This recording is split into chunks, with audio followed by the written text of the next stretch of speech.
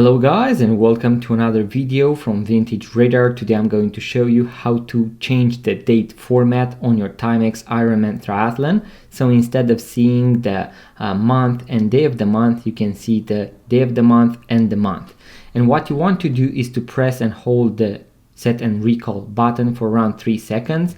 Then you can choose between time 1 and time 2, so depending on which one you want to set, and then we are going to press the mode button in order to go forward. Here you can set the time. As you can see, I can go forward and backwards. I can reset the seconds. I can change the day of the week, the month, and also the day of the month.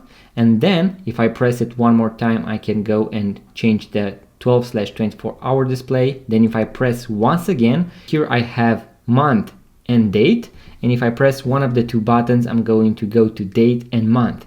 If you want to leave it like this, all you need to do is to press the set recall button in order to end the process.